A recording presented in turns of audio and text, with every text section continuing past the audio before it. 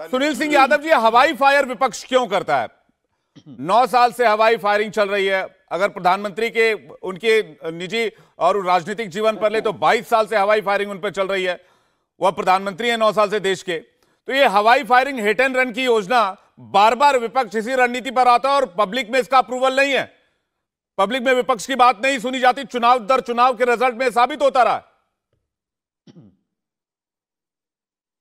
देखिए विवेक जी, मुझे लगता है ये पब्लिक है, सब कुछ जानती है, जनता सब कुछ जानती है। अगर भारतीय जनता पार्टी को पूरे देश की सम्मानित जनता ने 10 साल का बहुमत दिया, इसका मतलब ये घमंड में ना है कि विपक्ष की कोई सुन नहीं रहा या विपक्ष की कोई मान नहीं रहा या विपक्ष का कोई अस्तित्व नहीं है। क्योंकि आज माननीय प्रधानमंत्री जी सदन में बोले हैं, हमारे भी प्रधानमंत्री हैं, तो मैं पहले 2 बातों की तारीफ करूंगा प्रधानमंत्री जी की।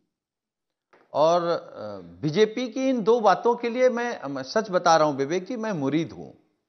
एक तो पिछले 9 सालों से बिना निर्माण के ये लोग राष्ट्र निर्माण कर रहे हैं। और दूसरी बात, ये अपने घर के पास सिर्फ देसी मुर्गियों को पालकर हर साल 6 लाख कमा रहे हैं। आप भी ये करना चाहते हो तो फ्रीडम ऐप को अभी डाउनलोड कीजिए। माननीय प्रधानमंत्री जी इतनी खूबसूरती से झूठ बोलते हैं कि वो सच लगता है, आपको भी लगता होगा। लेकिन 1 दिन बाद 2 दिन बाद जब सच्चाई आती है तो पर्दा खुल जाता है। हम केवल एक बात जानना चाहते हैं। अभी भारतीय जनता पार्टी के प्रवक्ता को मैं सुन रहा हूं, उन्होंने कहा कि देश जानना चाहता है। हां सच है, देश जानना चाहता है कि किसान की आय दोगुनी क्यों नहीं हुई। देश जानना चाहता है कि प्रतिवर्ष 2 करोड़ रोजगार क्यों नहीं मिले। देश जानना चाहता है डीजल, पेट्रोल, गैस के दाम क्यों आसमान छू रहे हैं। देश जानना चाहता है। आप कह रहे हैं कि बीजेपी ने जो वादा 2022 को लेकर किया था वो फुलफिल क्यों नहीं हुआ? मैं इसका जवाब पूरा कर लेने दीजिए सुनील जी, मुझे पूरा कर लें जी, जल्दी से पूरा कीजिए। अरे भाई सवाल तो हमसे ले लीजिए, तब तो उनसे जवाब पूछेंगे जी। हाँ भाई, हमारा सवाल है। हम कह रहे हैं घोषणा पत्र, किसी भी पार्टी का घोषणा पत्र दस्तावेज होता है। 2014 का घोषणा पत्र, 2019 का घोषणा पत्र कितना ठीक है, वो वादे फुलफिल नहीं हुए। घोषणा पत्र पे ठीक है, जनता ने मोहर लगाई थी। संगीत रागी जी कह रहे हैं वादे जो 2022 को लेकर हुए थे वो फुलफिल नहीं हुए, लेकिन चुनाव दर चुनाव। गौरव जी, मुझे बाकी मेहमानों से कमेंट लेना, मैं उसके बाद आऊंगा आपके पास उत्तर लेने के लिए। संगीत रागी जी ले लीजिए। ठीक है, ठीक। देखिए विवेक जी, निश्चित तौर पर यदि मैनिफेस्टो को यदि देखा जाए तो मुझे लगता है कि ये सारी पॉलिटिकल पार्टियां एक बार भारतीय जनता पार्टी से तुलना करके देख लेंगे। उनको लगेगा कि भारतीय जनता पार्टी ने अपने वायदों को उनसे बेहतर निभाया है। दूसरी बात, सवाल हुआ था कि क्यों जवाब नहीं दिया जा रहा है। कोई विक्षिप्त आदमी यदि आईटीओ पर खड़ा होकर के कपड़ा फाड़ना शुरू करे तो आप इग्नोर करके बढ़ जाते हैं, आप उस पर बहुत गंभीरता से ध्यान नहीं देते हैं।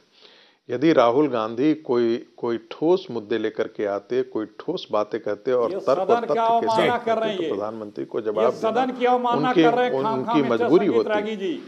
सदन में बात उठाई जा रही है और उसको प्लीज बीच में मत बोलिए। आपको तो सदन के सभापति भी तो आपसे पूछ रहे हैं ना कि इसका ऑथेंटिकेशन क्या है। उसको कह रहे हैं कि चौराहे पे खड़ा होकर के कोई आदमी कपड़ा फाड़ के बात करे तो ये कौन सी रंग? ठीक है अखिलेश जी, एक सेकंड उनको पूरा करने दीजिए। मुझे अपनी बात खत्म करने दीजिए। ये सदन का मान है, लोकतंत्र का मान है। मुझे अपनी बात अपनी करने दीजिए। ठीक है संगीत रागी जी कृपया, ठीक है मैं उनको कह लेता हूँ। संगीत रागी जी ठीक है, संगीत रागी जी कृपया ख्याल रखिए। सदन का ठीक है मैं उनको बोल रहा हूँ। संगीत रागी जी कृपया इसका ख्याल रखें, आप अपनी बात नरेंद्र मोदी किस तरह से अखिलेश जी ठीक है, नरेंद्र किस तरह से तानाशाही सोच है इनमें। पहले ये माफी मांगे, इन्होंने सदन का अपमान किया है। बिल माफी मांगे। ठीक है सर, एक सेकंड अखिलेश जी आपकी बात पहुंच गई, रखी जा रही है। ठीक है अखिलेश जी, ठीक है अखिलेश जी भाषण पे बात हो रही है। ठीक है अखिलेश जी राष्ट्रपति के अभिभाषण। ये अपने घर के पास सिर्फ देसी मुर्गियों को पालकर हर साल 6 लाख कमा रहे हैं। आप भी ये करना चाहते हो तो फ्रीडम ऐप को अभी डाउनलोड कीजिए। भाषण पे बात हो रही है और उसको ये सड़क के चौराहे से तुलना कर रहे हैं। ठीक है, नहीं ये क्या मजाक बना रखा है इन्होंने। संगीत रागी जी उस पर जवाब देंगे।